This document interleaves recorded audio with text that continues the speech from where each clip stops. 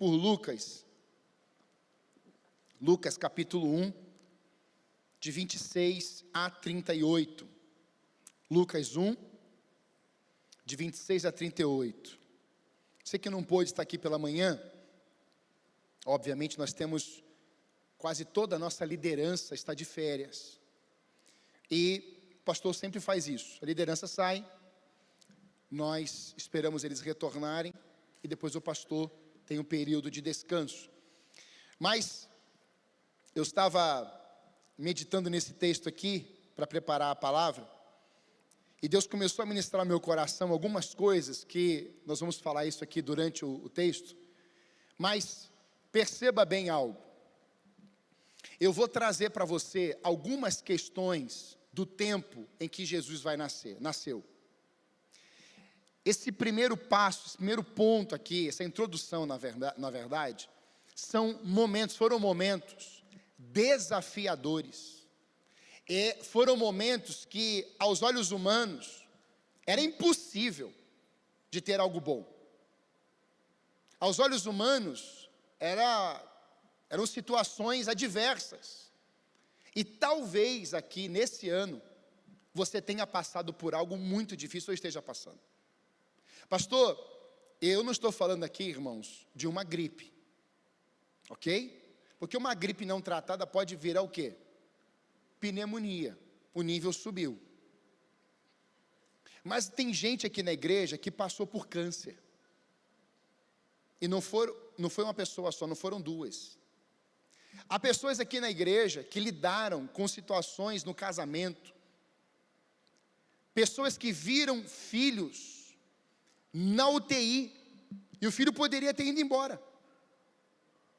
Há pessoas aqui que passaram por dias de tribulação, de prensa, de esmagamento, dor no físico, dor na alma, injustiças, situações críticas.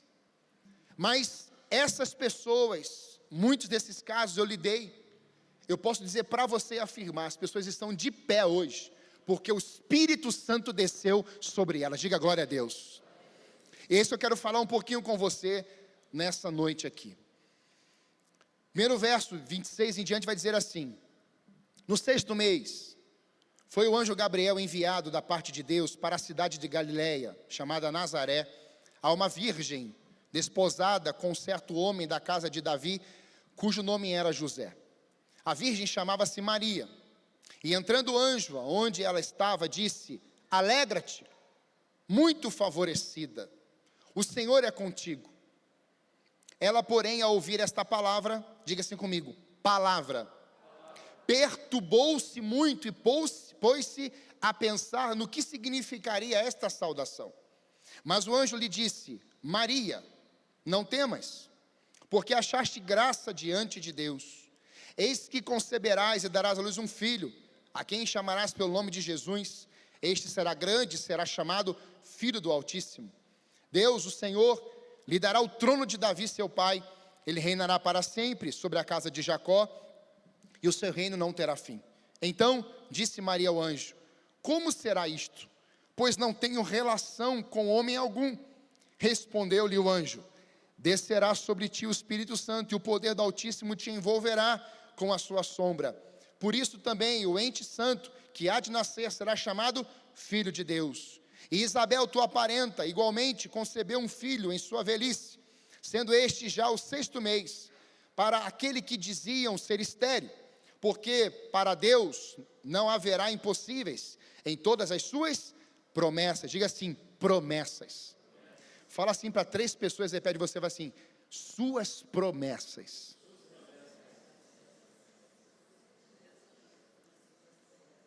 Então disse Maria: aqui está a serva do Senhor, que se cumpra em mim, conforme a tua palavra. E o anjo se ausentou dela. Quando é que foi que o anjo se ausentou? Quando eu li esse texto todo, que me chamou a atenção, algumas coisas me chamaram a atenção, os versos 34 e 35, e essa saída do anjo, e o anjo se ausentou dela. Os versos 34 e 35 vão nos mostrar que quando o anjo fala, Gabriel traz uma mensagem para Maria, há uma questão dentro dela, porque o recado era: você será a mãe do Salvador, você vai ficar grávida, bendito o fruto que virá dentro de ti. E a questão é, ela é uma adolescente para jovem, ela é virgem, não tem relacionamento com ninguém, nunca teve, e o seu noivo, que já naquele tempo se dizia como um compromisso de casal, ela não poderia se envolver com ele naquele momento. E é interessante porque o anjo traz um recado e ela fala assim: ok, como? Como é que eu vou ser mãe? E eu falei pela manhã que a dúvida ou a questão dela não é incrédula, porque ela pergunta como.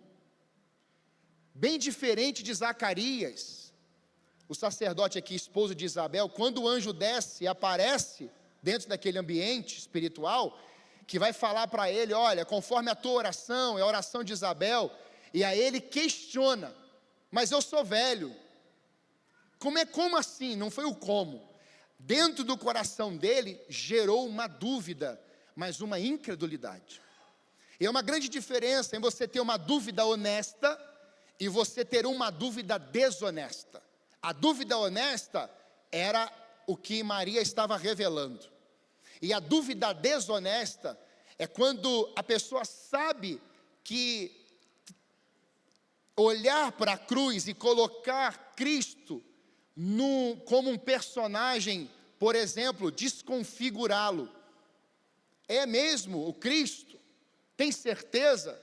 E aí a pessoa pega aquela imagem do Cristo na cruz e ela vai e coloca uma outra cena. E ela pergunta: mas esse aqui não é o Cristo também? São pessoas que sabem, conhecem, mas elas provocam, elas trabalham com uma dúvida desonesta.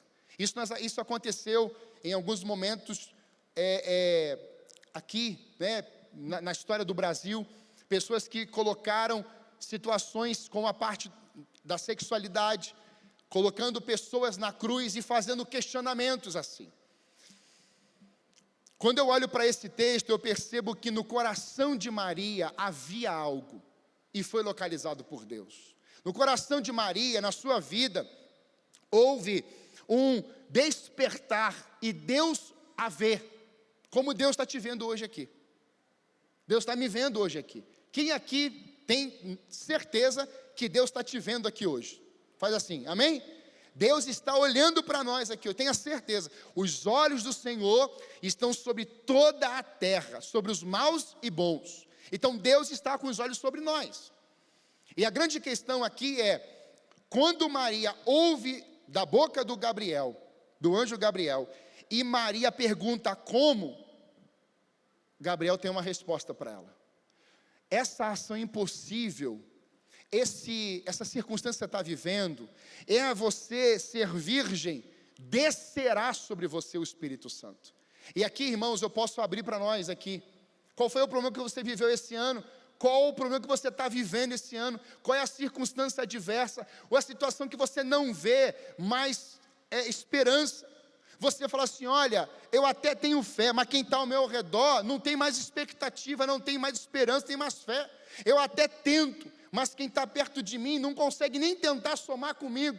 Eu até falo, mas as pessoas falam o contrário. Eu falo de fé, eu falo de graça, eu falo de sonhos, e alguém fala assim: perturbação, murmuração, incredulidade. Como isso, pastor? Eu digo para você nessa noite aqui, amada igreja, em nome de Jesus, mesmo nesse cenário caótico, desafiador, eu falo a mesma coisa que o anjo falou para Maria: descerá sobre ti o Espírito Santo de Deus. Para quê, pastor? Para te dar força, encorajamento, vigor, saúde, aumentar a sua fé, aumentar o seu entusiasmo, você saltar de alegria, mesmo em ambientes tenebrosos. Quando isso acontece, pastor? Quando o Espírito Santo desce sobre você. Irmãos, o Espírito Santo descer numa casa, numa igreja, numa empresa, num lugar, aquele lugar nunca mais será o mesmo. Agora eu te pergunto, como é que o Espírito Santo desce, irmãos? O Espírito Santo, ele vem sobre as nossas vidas, não para agir em uma cadeira. O Espírito Santo vem em nossas vidas para nos transformar. O poder do Espírito Santo não é fazer uma cadeira flutuar, nem a gente flutuar. O poder do Espírito Santo é para arrancar as coisas da gente, que não presta, colocar a sua vida, e tudo isso que Ele colocar em nós, vai ser algo bom para a vida do próximo. Você pode dar um glória a Deus? Deus faz algo em você para o próximo também. Por isso, eu queria olhar com você, nesse tempo aqui inicial, o que está ao redor de Maria, de Jesus e de José. Qual era o contexto aqui? O que está acontecendo nesse cenário todo aqui?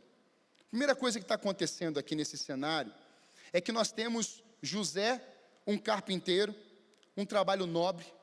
Nós temos tanto ele quanto Maria, ambos descendentes de Davi, da tribo de Judá. E nós temos uma profissão de um homem simples, mas digna. Maria e José eram pobres no sentido financeiro, não era uma pobreza ligada à miséria, até porque eles tinham recursos para pagar inclusive um quarto ou um hotel ou algum aposento para Jesus nascer.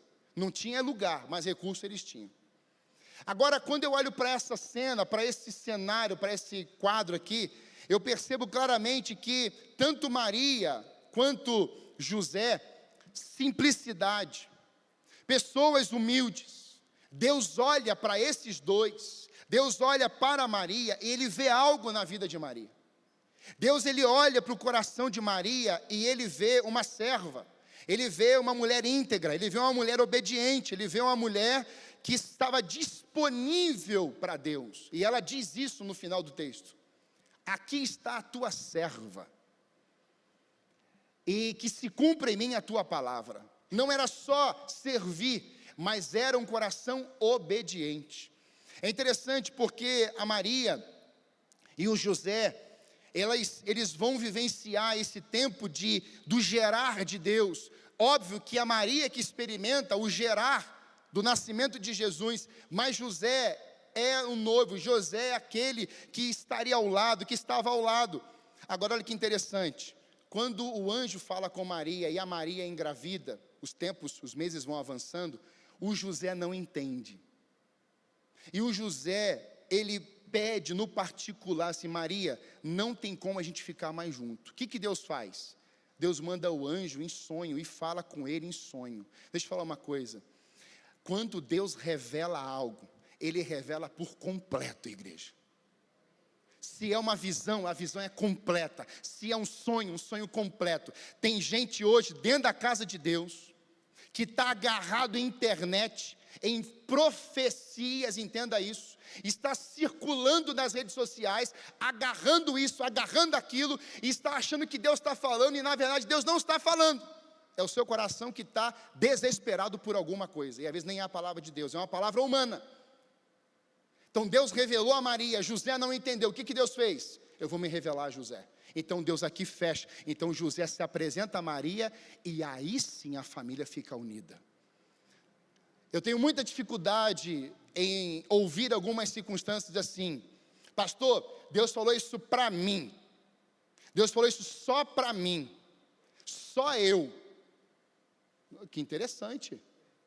E tem gente que fala assim: Deus me falou. No dia seguinte, Deus me falou de novo. 3 dias depois, Deus me falou novamente. Passa uma semana, Deus continua falando. Então a pessoa, ela vai transmitindo sempre o quê? O que Deus falou. A minha pergunta é: caramba, Deus só fala com essa pessoa? Não dá uma crise em você, não?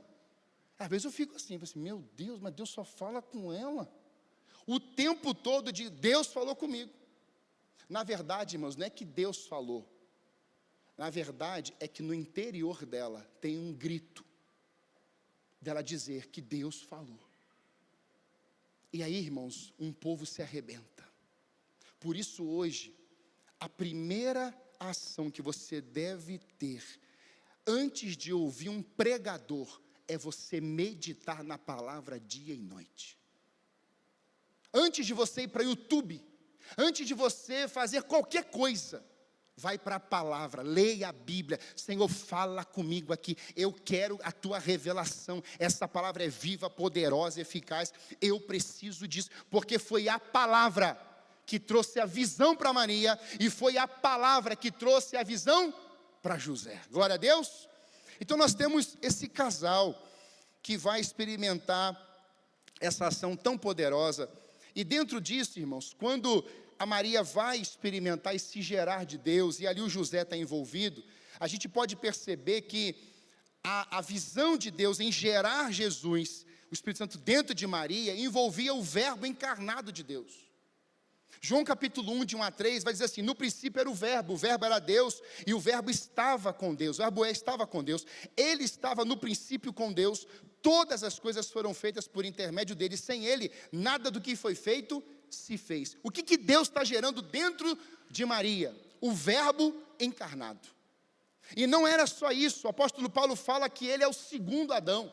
O primeiro Adão fracassou, junto com toda a sua família. Então viria o segundo Adão. Quem é que o Espírito está gerando dentro de Maria? O segundo Adão. O primeiro Adão comeu do fruto com a Eva. Caim mata o seu irmão Abel, são expulsos do jardim e vão para o deserto. Aí você tem o segundo Adão, agora sendo gerado dentro de Maria, e agora não vai ser aquele que vai começar no jardim, agora é aquele que vai começar pelo deserto. Aonde o primeiro Adão fracassou, morrendo no deserto, Cristo começa o seu ministério no deserto. E como é que ele vence Satanás? Palavra. No Gênesis, Deus fala assim: você vai governar essa terra aqui, você vai cultivar, você vai plantar, você vai ser o governante desse lugar aqui, você vai mandar nesse lugar aqui, você vai cuidar de tudo isso. Ele não cuida. Aí agora vem Deus e fala assim: esse aqui é o meu filho, e o governo estará sobre os seus ombros. Aleluia! O seu nome será Emanuel, Deus presente, grande poder, o Altíssimo, a sombra do Todo-Poderoso. Deus Todo-Poderoso agora está sendo encarnado, gerado no ventre de Maria, e agora ele começa o seu ministério no deserto, vence Satanás no deserto, o Espírito leva ele, agora o seu ministério começa, e nós vemos milagres, maravilhas, prodígios, nós vemos tantas coisas acontecendo, mas nós sabemos que ele vai ir para a cruz. E na cruz ele morre. Aí ele ressuscita e aparece aonde? Num jardim. Deixa eu falar uma coisa. O que fez você perder e morrer no jardim? O segundo Adão vem para gerar ressurreição em um novo jardim na tua vida hoje. Quem crê nisso aqui, diga glória a Deus. Enquanto o primeiro Adão não governou, o segundo Adão, ele governa. O primeiro Adão, ele come, e o segundo Adão diz: a minha comida é fazer a vontade do meu Pai. Sabe quem é que estava sendo gerado no ventre de Maria? Aquele que não ia comer comida da terra para se satisfazer, ou seja, prazeres. Aquele que não ia buscar o poder, aquele que não ia buscar posição, aquele que não ia buscar reconhecimento, mas pelo contrário, esse que estava sendo gerado no ventre de Maria, ele iria declarar: eu não vim para ser servido, mas para servir e dar minha vida em resgate de muitos. Eu não vim para ocupar uma posição, até porque ele lava os pés dos discípulos, e dentro do lavar os pés dos discípulos, ele está dizendo assim: olha, na minha simplicidade, na minha humildade, no meu coração, eu não vou abrir mão da minha identidade. Então ele lava os pés do discípulo. Deixa eu falar uma coisa hoje: tem gente hoje que não consegue lavar os pés de ninguém, sabe por quê? Porque está preocupado com posição. E aí Cristo está sendo gerado no ventre de Maria para declarar isso. Não é posição, não é espetáculo, não é um show, é essência, é a simplicidade, é a vida. E você vai ver, vou falar isso daqui a pouco, a simplicidade do nascimento de Jesus. Sabe, irmãos, esse José me impacta porque, como carpinteiro, uma profissão por muitos desconsiderada, mas olha a desonra. Mateus 13:55. Não é este o filho do carpinteiro? Está falando de Jesus.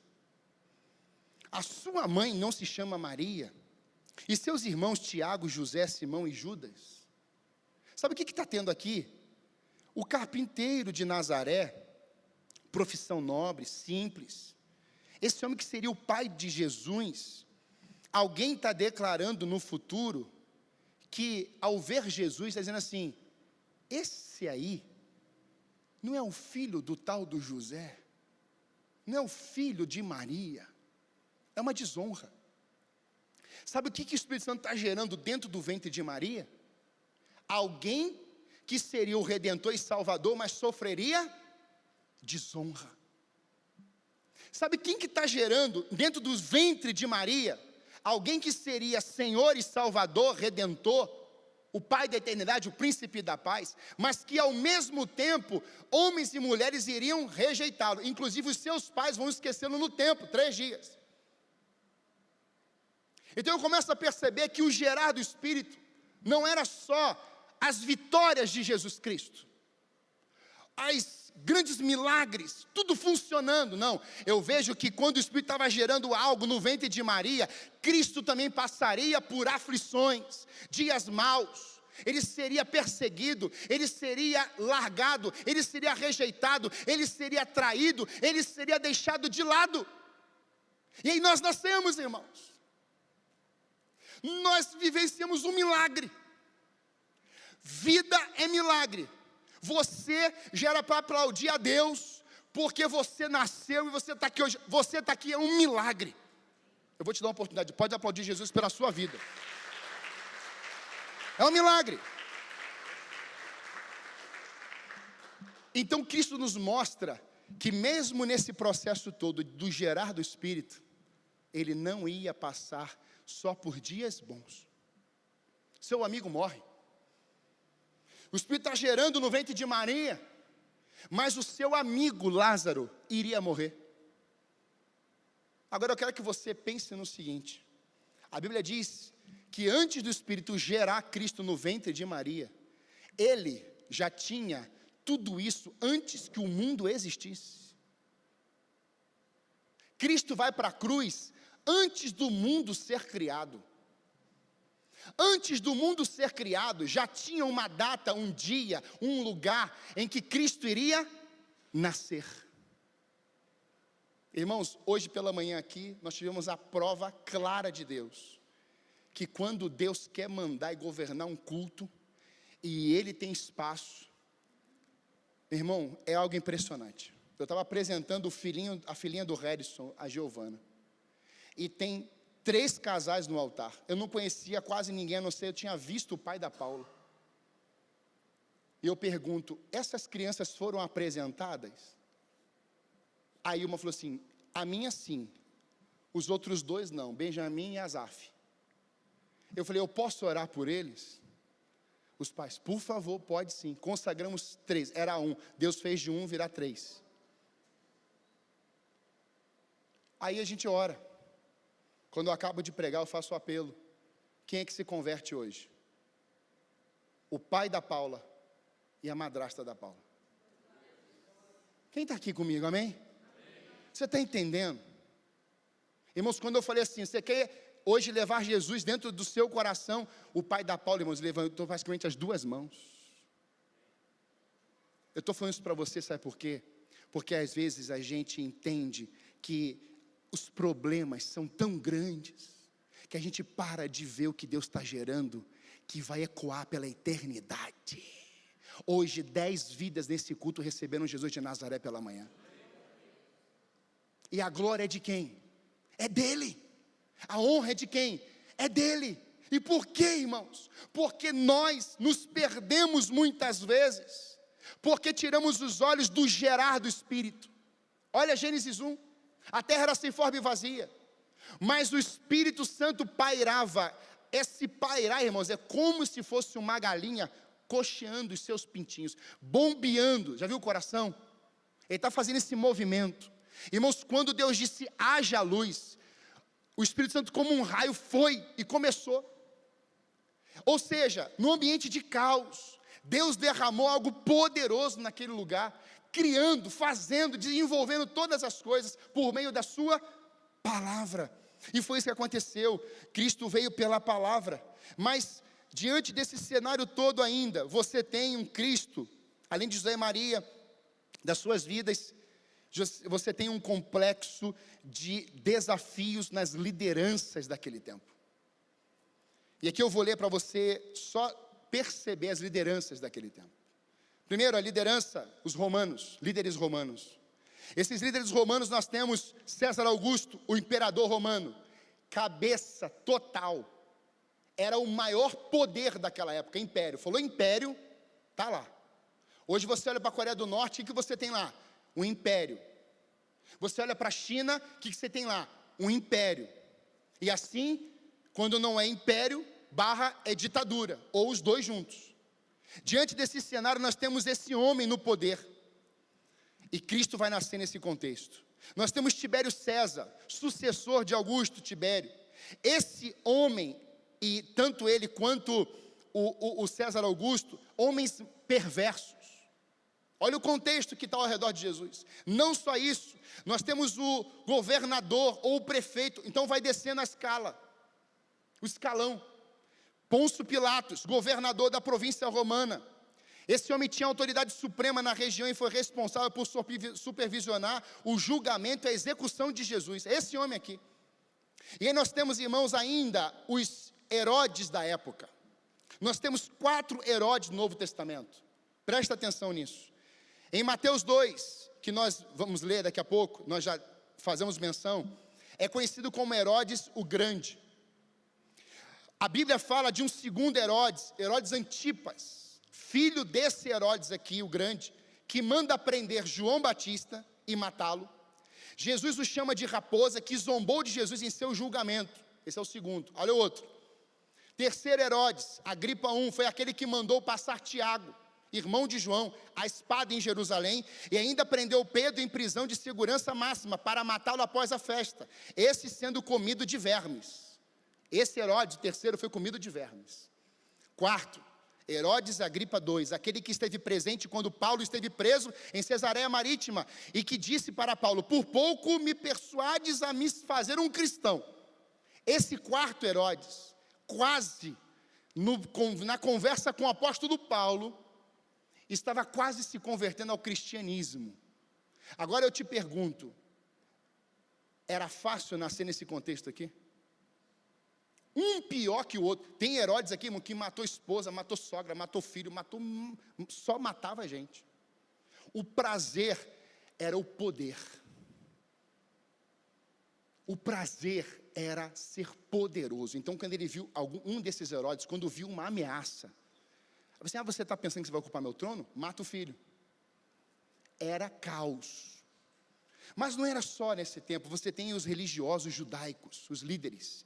3 classes, saduceus, fariseus e o sumo sacerdote. Os saduceus e fariseus eram os principais partidos políticos da época. Os saduceus controlavam a maioria dos sacerdotes e o templo. Então esses homens, eles tinham um poderio religioso no templo. E diante dos sacerdotes, eles mandavam nos sacerdotes. Você vê isso nos filmes e na série. Você percebe uma interferência, você vê um domínio, você vê uma audácia, você percebe que ou faz ou eu te exponho. Esse era o sistema. Vende animais, mancos, para ofertarem no altar.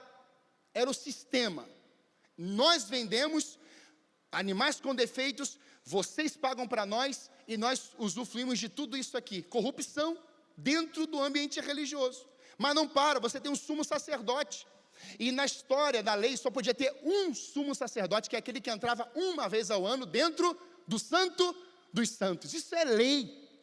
Aí, irmãos, no tempo que Jesus vai nascer, que ele está sendo gerado, você tem um conflito religioso, tem um conflito governamental, você tem esses homens maldosos, malignos, e agora você tem um sumo sacerdote, você tem 2, Anás e Caifás, sogro e genro, nepotismo, ali no ambiente religioso.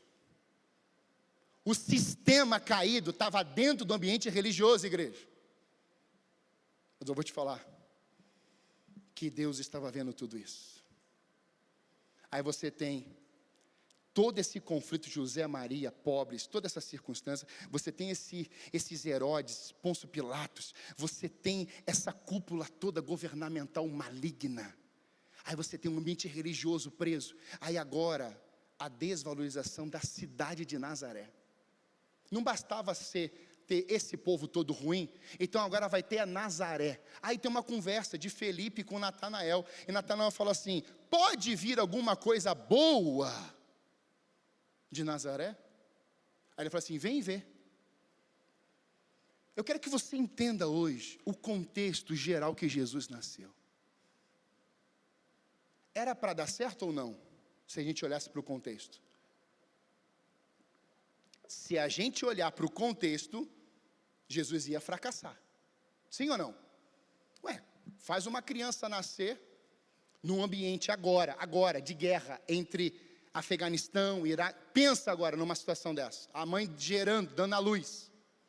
E foguete, míssil, bombardeio para tudo que ela... Como essa criança vai nascer? Como ela vai ser desenvolvida? A tendência é o quê? Fracassar, morrer. Não vai vingar. Tanto é que, isso é tão verdade que Deus vai esconder Jesus aonde? No Egito. Porque Herodes queria matar, lhe dar uma lei, vai morrer todas as crianças. Então pega Jesus, esconde no Egito, porque era a profecia lá com Moisés, escondido dentro do palácio lá no Egito, a mesma coisa, porque tipifica.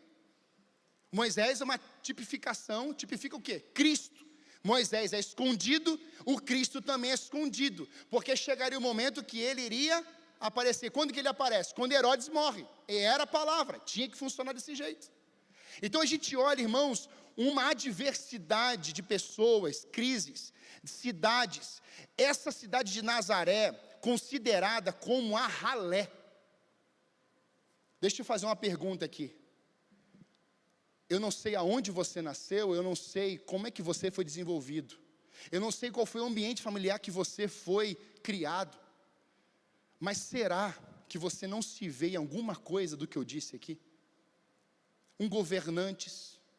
Alguns governantes, pais, mães, parentes, causaram abusos, desilusões, feriram, bateram. Eu falei aqui pela manhã que eu atendi uma pessoa, há um tempo atrás, essa pessoa disse para mim assim, pastor, eu estava num culto, o senhor foi falando, e a minha guerra era com a minha mãe, uma jovem adulta, e ela estava aqui no culto, eu comecei a falar sobre restauração familiar, de perdão, e o Espírito começou a ministrar dentro dela, filha, você vai procurar sua mãe.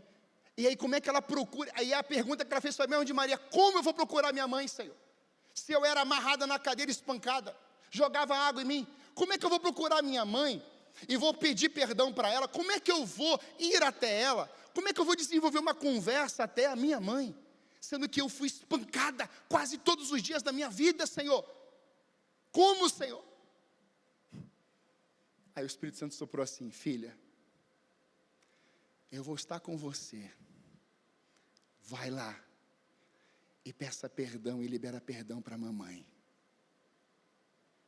Irmãos, ela saiu daqui do culto, igual um raio,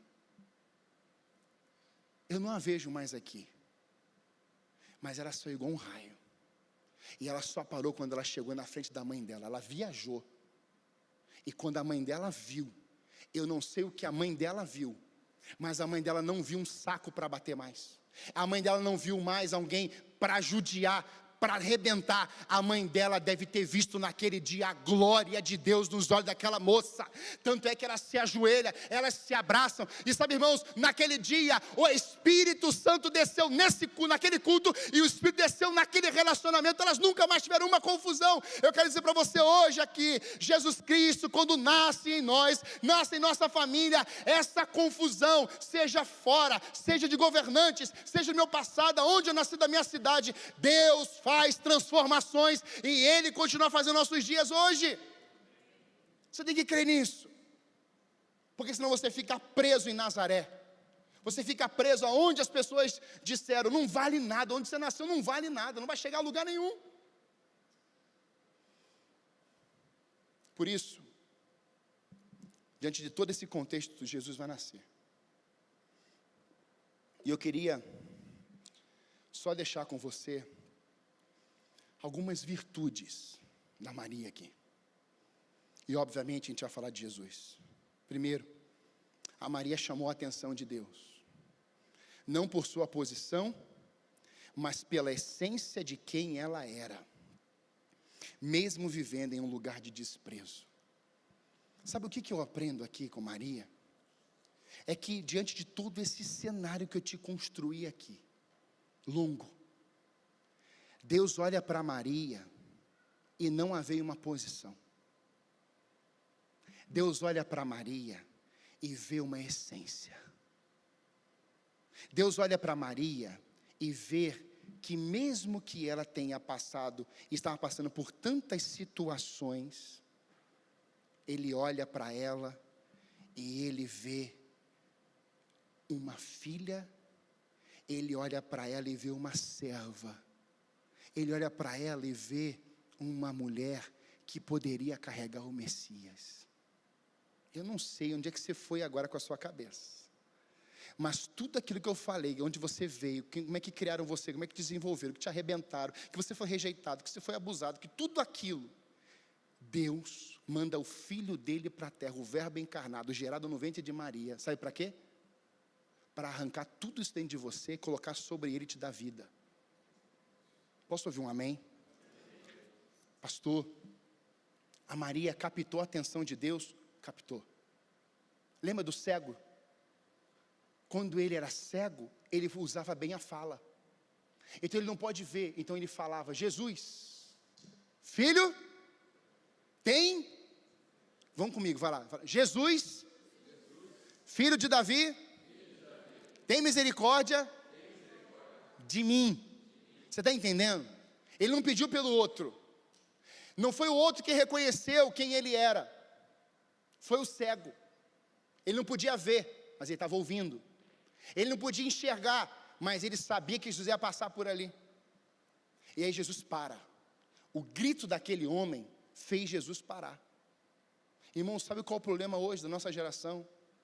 É que a gente fala assim, ó: eu não vou falar mais nada. Não, deixa Deus, sabe? Deus sabe de tudo. Claro que Deus sabe de tudo. Claro que Deus está lendo tudo. Mas cadê o teu clamor? O nosso clamor, segundo os Salmos, faz diferença diante do trono da glória de Deus. Cadê o nosso clamor? Ah, pastor, não consigo nem falar mais. Então levanta a mão, alguém vai orar com você. Alguém vai ser essa ferramenta de intercessão na sua vida, para que você daqui a pouco comece a orar pelos outros. Só que você tem que ter pelo menos o entendimento de que o Espírito Santo está em você e Cristo nasceu em você. Ou seja, o Deus habitando em imperfeitos. E quando eu olho para isso aqui, amada igreja, eu percebo que a Maria, não sendo uma mulher de elite, da metrópole, uma grande cidade, mulher de negócios, mulher famosa, a mulher da mídia ou das mídias, essa mulher, ela está mostrando para nós com clareza de que Deus não precisa de muito, Deus só precisa da nossa obediência. Diga assim comigo: Deus não precisa de muito, mas Deus só precisa da minha obediência. Deus não depende, irmãos, dos nossos cenários. Deus não deseja apenas cumprir em nós o seu propósito. Ele deseja nos abençoar para que sejamos canais de bênçãos. Qual era o fundamento de Deus gerar no ventre de Maria o Cristo? Para que ela recebesse ali o Filho de Deus, mas que ela fosse um canal de bênção em muitas vidas depois também. Não era só o nascimento de Jesus e descarta Maria.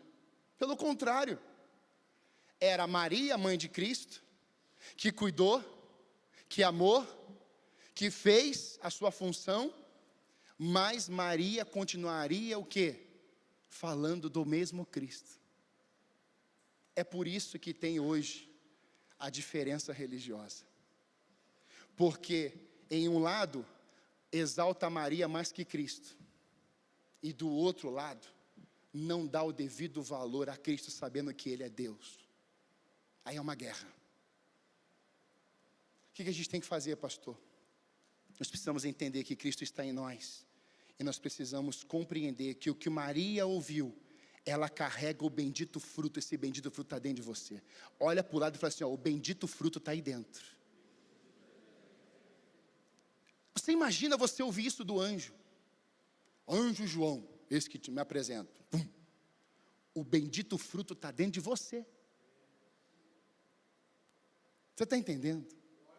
Aí você fala assim, pastor, mas é tanta guerra. O bendito fruto está dentro de você. Pastor, está um tsunami na minha vida. Pastor, olha esse caos. O bendito fruto está aí dentro. O privilégio é nosso, irmãos, de carregarmos o bendito fruto. Essa foi a declaração. E por quê? Porque essa semente da perfeição que estava dentro de Maria, está dentro de nós, gerado pelo Espírito Santo, o Altíssimo, ao ser gerado, nasceria e viria para cumprir o maior propósito da terra. Que era o quê? Resgatar o perdido, matar a morte, ressuscitar e nos dar uma vida abençoada. Quando eu olho para tudo isso, eu percebo que o que vai definir a nossa vitória é o Deus Todo-Poderoso que nos chama, capacita e dirige. Então Deus olha para Maria, Deus gera em Maria, então Deus agora vai começar a usar a Maria. E quais são as áreas que você já se viu ou se vê limitado? Pastor, eu não consigo me ver. Pastor, eu tenho limites. Pastor, eu tenho dificuldade. Pastor, eu sou estéril. Pastor, Maria era virgem. Pastor, eu não consigo mensurar, eu não tenho noção de como que as coisas vão funcionar. Pois bem, essa semente que está em você, e a semente é a palavra, a Bíblia diz que a frutificação, quando a semente vem no solo, ela frutifica. Nós sabemos que há os impedimentos para que essa semente não frutifique, mas assim, eu entendo da parte de Deus, que a frutificação daquilo que Deus deseja realizar, ela está fundamentada na sua palavra, e aqui eu quero sua atenção. Eu vou ler 3 textos para você, para fazer você entender o poder da palavra do céu. Pastor, por que eu tenho que agarrar a palavra? Porque Maria agarrou a palavra. Josué 1, 7 a 9 diz assim: tão somente ser forte e muito corajoso, para teres o cuidado de fazer segundo toda a lei que meu servo Moisés te ordenou. Dela não te desvie nem para a direita nem para a esquerda, para que sejas bem sucedido por onde quer que andares. Não cesses de falar deste livro da lei, antes medita nele dia e noite, para que tenhas cuidado de fazer segundo tudo quanto nele está escrito. Então farás prosperar o teu caminho e serás bem sucedido. Josué assume a posição que era de Moisés, e Deus poderia trazer para ele inúmeras palavras, exércitos, mas Deus fala assim: Josué, você não vai olhar nem para a direita nem para a esquerda, você vai meditar na minha palavra, ou seja, você vai olhar para a minha lei. E foi essa lei, essa palavra, que fez Josué prosperar. A mesma coisa, Salmo 1, de 1 a 3, bem-aventurado o homem que não anda no conselho dos ímpios, nem se detém no caminho dos pecadores, nem se assenta na roda dos escarnecedores. Antes tem o seu prazer na lei do Senhor, e na sua lei medita de dia e noite. Olha o que acontecerá com você, como aconteceu com Maria, que o Espírito gerou o verbo encarnado, a palavra de Deus dentro de Maria. Olha o que acontece com você quando você medita dia e noite na palavra. Pois você será como árvore plantada junto à corrente de águas, que no devido tempo dá o seu fruto, e cuja folhagem não murcha, e tudo quanto ele faz será bem. À beira das águas. A Bíblia diz que o Espírito Santo é água. Quando o Espírito desceu sobre Maria, quando o Espírito veio sobre ela, o Espírito Santo em forma de água está dizendo assim: olha, eu vou fazer você como uma árvore, plantada a ribeiro de águas, plantada em mim, e eu em você, vai ter fruto. E qual era o nome do fruto que Deus estava gerando dentro do ventre de Maria? Jesus de Nazaré. Aleluia, irmãos. A Maria, irmãos, está recebendo essa semente, esse princípio.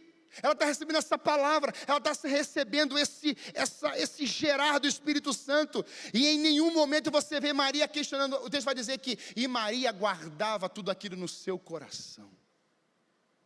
Sabe, irmãos, eu olho para a vida de Maria, e até quando ela fica agitada, esse perturbou-se no original, e o seu interior foi agitado como as águas. Já viu tempestade, o barquinho lá? É a mesma palavra no grego. Agito das águas no meu interior. Aí você vê em João, Jesus dizendo: não se turbe, não se perturbe o vosso coração. Credes em Deus, credes também em mim. Aí quando a gente olha para isso, a gente percebe claramente que Jesus Cristo estava mostrando já, ou o Espírito Santo dentro dela mostrando assim: olha, você vai ter perturbações, você vai ter inquietações, vai ter o mar agitado, não se turbe. Quem fala isso para Maria? O anjo, com a palavra de Deus. E foi nesse tempo que Deus estava falando a Maria que ela estaria sendo cuidada e bastava confiar. Pastor, qual é o problema hoje? O problema é que a gente parou de confiar na palavra. Irmãos, a gente está confiando em tudo e em todos. A gente precisa voltar, irmãos, a confiar na palavra. Pastor, Natal, Maria, Jesus, turbulências. Irmãos, quem governou Jesus foi a palavra. Por que muitas vezes nós cedemos, desistimos? Irmãos, eu estava conversando com meu pai ontem, e uma das coisas que me impressiona é a gente entrando em consenso, né? Você já reparou que tem gente que quando está passando uma prova, fala assim: eu não quero mais saber de nada nem de ninguém. Eu estou largando os betes. Larga a família, larga a igreja, larga o ministério, vai largando. Aí, quando a gente olha para a prensa, nas provações, quando a gente olha para aquele que Deus está prensando, não é para te matar, é para te amadurecer. Você acha que Jesus Cristo, antes dele nascer, o que estava acontecendo aqui no mundo espiritual? Esse menino não pode nascer. Olha a prensa que ele está antes de nascer. Olha os governantes. Olha a crise mundial que tinha naquele tempo, religiosa, governamental. Olha o espírito de morte seguindo Jesus, ou tentando ir atrás dele. Você tem noção disso? Aí quando a gente olha para a palavra, irmãos, a gente vê que tudo isso já está dentro de nós. Então o que eu tenho para te falar aqui? Não importa de onde você veio, não importa os cenários que estamos vivendo hoje, importa é que a igreja precisa vivenciar hoje aqui, o Natal, o poder da palavra de Deus. Você pode dizer amém? Eu quero seguir.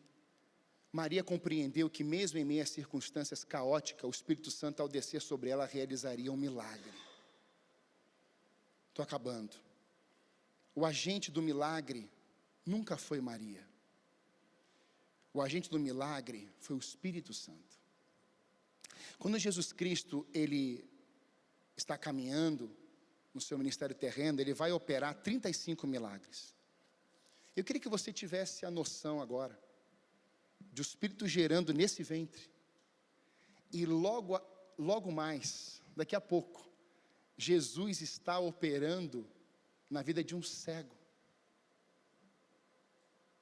Aí você olha para uma realidade e fala assim: meu Deus, que coisa maravilhosa. Pois é, mas e a prensa que ele passou no processo?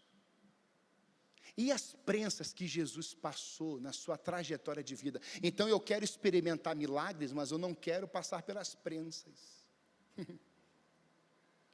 Irmãos, eu sou pastor há pouco tempo. Só aqui 7 anos. São 7 anos que nós temos visto a mão de Deus sobre nós. Agora, são 7 anos de prensa. Não tem passeio, não. Não tem sombra e água fresca, não, irmão. E eu falo assim: Deus, eu estou percebendo nossas lideranças, e aqui é global, cedendo, irmãos. Membros de igreja cedendo às vezes, sabe por quê? Porque às vezes não tem 100 reais para pagar uma luz e está questionando Deus. Tem gente que está passando uma crise com o filho, a primeira crise, ou a segunda ou a terceira, e já está largando, não quero mais esse negócio. Passa uma crise conjugal, não quero. Então se tornou o quê? Fácil deixar, fácil abandonar, fácil ir embora. E não é isso que Deus deseja. Porque tanto Maria, quanto Cristo, quanto José e os discípulos, eles precisaram passar por prensas. Você está entendendo isso aqui? Você vai passar por mais prensa ainda. Pastor, não tem mais nada para esmagar aqui. Tem sim. Você está falando, você está respirando. Agora, quando a prensa vem, o melhor azeite era a primeira prensa.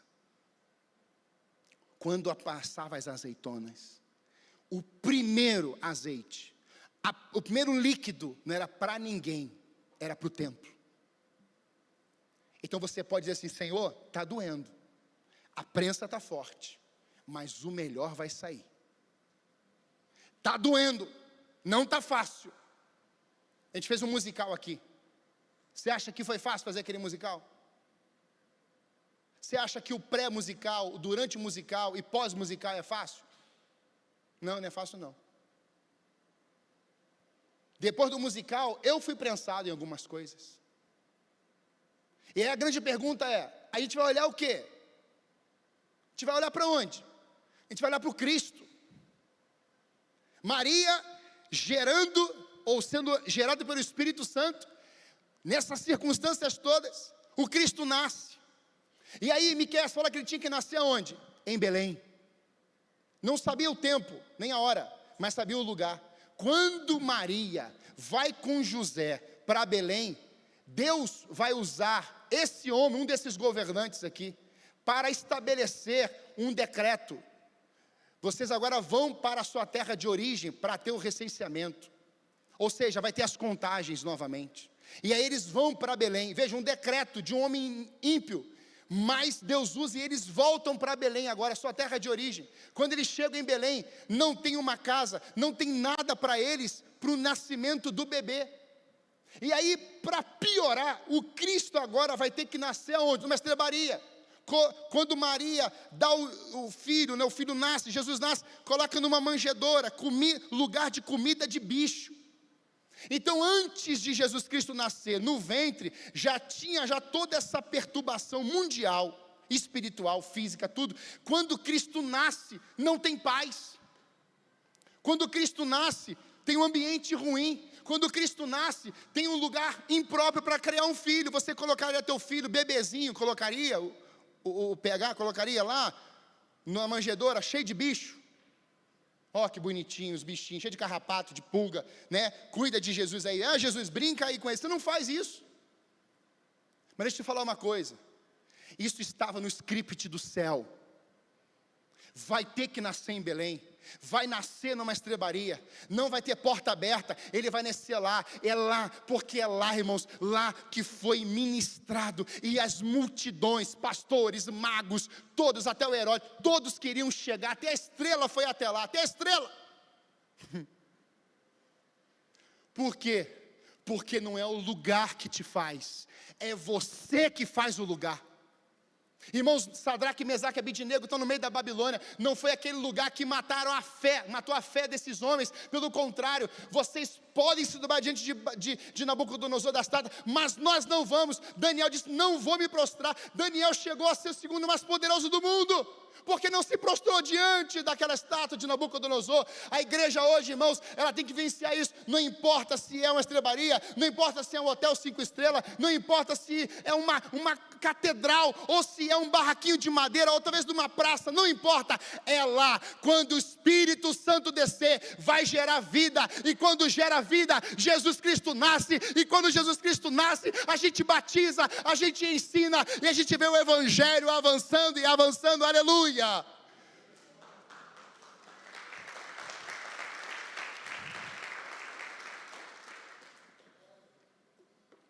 Pastor, qual é o milagre? O maior milagre é quando Jesus nasce na tua vida. Mateus 2, 10, 11. E vendo eles a estrela, alegraram-se com grande e intenso júbilo, entrando na casa. A casa. Essa casa. Eu, às vezes, entro em crise no nascimento de Jesus numa estrebaria. Porque se você for para os originais, existe uma palavra no original grego que vai mostrar para a gente que quando está lá estalagem, essa palavra quer dizer sala de jantar. E eu fiquei pensando com os meus botões, aqui é pensamento de pastor. Eu falei, Senhor, por que está estalagem? A hospedaria ou estalagem? E aqui aparece casa. Jesus Cristo saiu daquele lugar e ele foi até uma casa? Pode acontecer. Mas aqui, irmãos, eu fiquei pensando assim. Estalagem. E se Jesus nasceu em uma casa? Porque os animais que apareceram até aqui no teatro, o que tinha naquela estrebaria, naquela estalagem? Animais. Quando o inverno vinha com muita força nessa região de Belém, os proprietários pegavam os animais e colocavam os animais no subsolo. E esses animais, ao serem colocados no subsolo, faria com que os animais fossem aquecidos. E assim não estariam fora e morreriam de frio. Quando Jesus Cristo chega e ele vai nascer, ele está exatamente no ambiente de animais. Então, pensando aqui, não estou afirmando que é isso, eu estou só aqui construindo com a igreja local. Com a igreja local eu posso fazer isso. Para mim, para o seu pastor, ele nasceu numa casa. Ele só não conseguiu nascer num quarto de hotel. Ele não conseguiu nascer, talvez, na casa, num ambiente favorável. Mas foi dada uma opção. Vai lá para a estrebaria. Lá tem lugar. Aí eu fico imaginando a Maria. Você está pensando que eu vou colocar o meu filho, Salvador e Senhor, depois de ouvir do anjo, colocar ele numa manjedoura com um bicho? Você acha que Maria ia fazer isso? Não. Preste atenção numa coisa. Deus não vai te dar um sonho e gerar algo em você que você vai idolatrar. Deus te ama ao ponto de não te dar. A Bíblia diz, pedi e recebereis, não é isso? Quem pede, recebe. Não é recebe o que você está pedindo não, tá? Eu peço ou recebo. Não, você entendeu do teu jeito. Quando diz, você pede, você recebe, o recebimento tem a ver com Deus. Porque se Ele liberar algumas coisas para você e para mim, isso pode matar a gente. Você está entendendo agora? Tem gente, irmãos, que idolatra o que recebeu, porque pelo simples fato dela pedir tanto, e Deus falou assim, eu vou autorizar, como Ele fez com o povo, eu vou dar o coração de vocês. Mas, irmãos, Deus nos ama tanto, que se Ele desse tudo que você pedisse, você não aguentaria. A gente não aguenta. É por isso que essa palavra casa, entrando na casa, significa lar, oikos, casa, família, habitação. Sabe quem é que estava naquela casa como menino? Jesus, na casa. Aí quando o povo chega, porque Maria não fez nada daquilo que eu te falei, a Maria só disse, é o lugar que tem, então vai ser ali. Mamães que estão aqui hoje, os papais, Deus está gerando algo em você? Talvez sim. E quando nascer, você vai ficar com... Veja, Cristo nasceu em você, Cristo salvou você. Aí a gente fica assim, hoje não, essa área aqui não, aqui não dá, esse aqui não, imagina, aqui não vou não. Mas Cristo nasceu em você, nesse corpo podre, que vai virar pó, que ninguém te dava valor, que você não tinha valor algum para a humanidade, que nem acreditava em você. Aí Cristo fala assim, eu, a semente perfeita, quero entrar aí em você. Olha que É doido. Irmãos, eu já preguei em presídio. E eu pregando num presídio, só de mulheres, eu pensava que eu tinha que pregar para o lado de cada grade. Quando eu vejo 300 mulheres vindo, descendo, eram 3 turnos de 300. Quando eu pego o microfone, o rapaz fala assim: o senhor vai pregar lá no meio do pátio.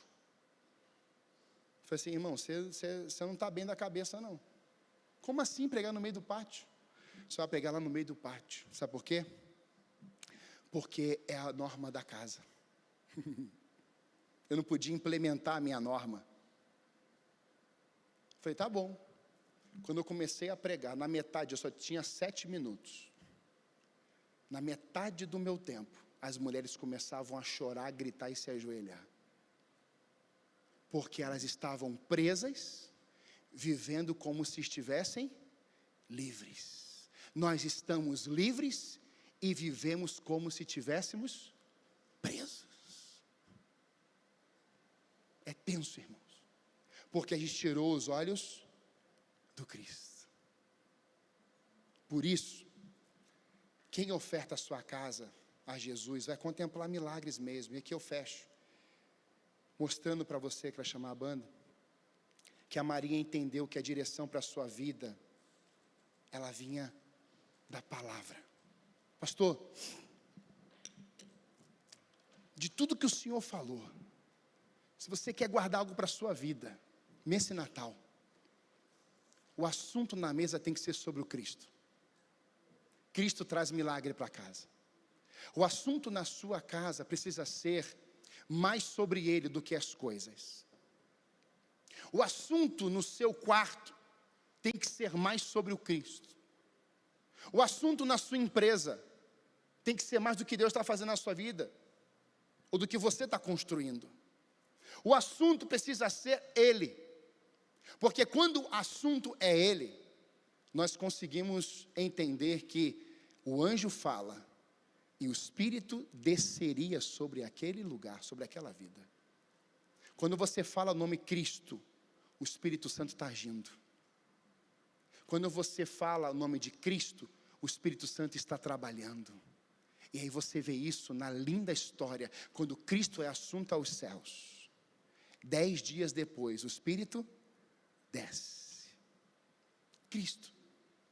Sabe, eu quero dizer para você hoje com todo o meu coração, nós estamos falando pouco de Jesus.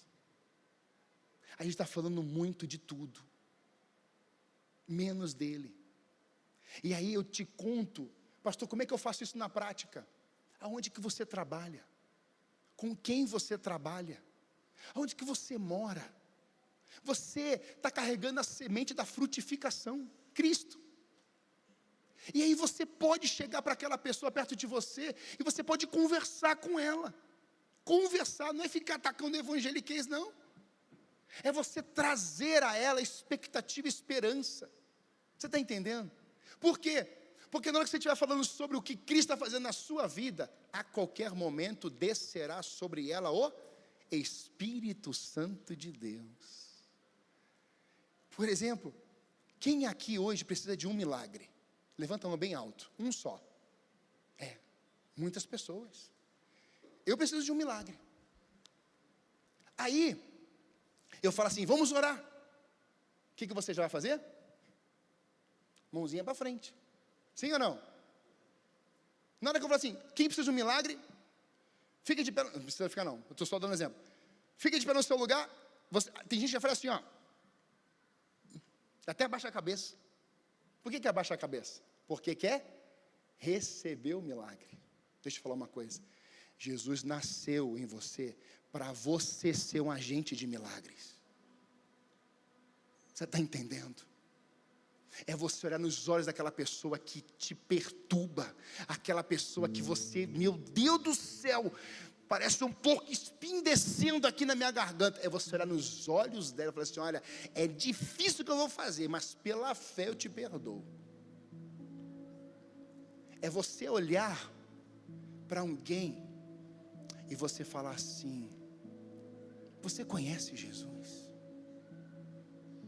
Pastor, você não sabe como é que está a minha conta. Como é que eu vou falar de Jesus com a minha conta no vermelho, pastor? Você está olhando para a terra. Quando a gente vê uma mãe, né? A mãe está grávida. Aí todo mundo quer tocar na barriga. Aí a criança nasce. Ninguém mais quer tocar na mãe. Só na criança. Deixa eu falar uma coisa. Quando Jesus Cristo nasceu, a resposta para o mundo nasceu. A direção para o mundo nasceu, igreja. Sabe, nós temos muitas famílias aqui na igreja. Às vezes esse templo aqui, no domingo de manhã e noite, está lotado. Mas Deus sabe o que está acontecendo lá no coração da Alexandre. Você está pensando que Deus se impressiona com lotação? Não. Deus está olhando lá dentro. Como Deus fez com Maria, lá dentro. É lá no interior. Aí Jesus Cristo nasce em mim. O que a gente faz, irmãos? O que a gente faz? A gente guarda Jesus lá no depósito. Mas, por exemplo, o Gerson, eu te admiro, Gerson. O Gerson é um cara alegre. Tem hora que dá vontade de cortar a orelha dele, igual do Malco. Mas o Gerson, irmãos, estava lá no posto de gasolina, trabalhando. Eu chegava lá, eu não acho que era só comigo isso, mas eu chegava lá, às vezes, está o Gerson rindo. Está rindo. Aí você hoje vai para sua casa, você vai amanhã para um lugar, você vai para outro. O que você pode fazer? Só um sorriso, um abraço, um cumprimento. Falei assim, como é que você está? Esses dias eu perguntei, por que você está com Jesus? Falei aqui pela manhã, saí daqui num culto, 2 domingos atrás, eu fui lá no pastel de hoje, fazia tempo que eu não ia lá. Quando eu sentei na mesa, eu estou falando que a semente frutifica. Eu sentei na mesa, ali, com a minha família, a gente pediu um lanche. O irmão, meu futuro irmão, Ariovaldo, ele sai da cozinha. Ele sai, irmãos, 20 quilos mais magro, pálido, mas fazendo lá os lanches. Ele sentou na minha mesa e falou assim, eu estava com saudade de você. Eu falei, eu também estava. Ele falou assim, rapaz, tiraram 11 centímetros de um tumor dentro do meu pulmão, que o médico disse que se eu sentasse errado eu morria. Mas o tumor, a pedra, foi embora. Eu falei, meu Deus, Ariovaldo, que bênção. Mas ele estava abatido, que está fazendo alguns procedimentos ainda. E ele falou assim, pastor, eu não entendo às vezes. Antes eu não me preocupava com isso, eu só me preocupava lá em tomar minhas doses. Você está aqui, um bom vinho, tá? Mas depois que eu passei por isso, e estou passando, eu comecei a perguntar, quem é que tem câncer? Ele estava dentro do hospital, e ele foi andando, e falou assim, você tem câncer, você tem câncer, você tem câncer, você tem câncer. E as pessoas falam assim, eu tenho, então deixa eu orar por você. Sou Ariovaldo. E aí quando ele falou isso, veio no meu coração assim, esse homem não falava oração, não me chamava de pastor. Esse homem sofria com a política, e muito, um italianão, daquele jeitão que você sabe, mas o vocabulário mudou. Eu nunca forcei nada na vida dele, mas você que foi lá um dia comer, você abraçou ele, você investiu na vida dele, você estava orando por ele. Quantas pessoas chegaram lá falando isso? Teve gente até que usou o meu nome para pedir dinheiro a ele. E ele falou assim, hoje eu vou nas pessoas que têm câncer, e eu oro por elas. Ele começou a chorar na mesa. Eu vi que ele estava muito fraquinho, eu falei assim, deixa eu orar por você aqui dele, por favor. Na hora, irmãos, ele fez assim, na hora, orei por ele, estou orando por ele, está a família de missionários na outra mesa, eu estou lá, orando pelo senhor Ariovaldo, para Deus renovar as forças dele, Edson, para Deus nos dar uma experiência, eu quero batizar aquele homem aqui,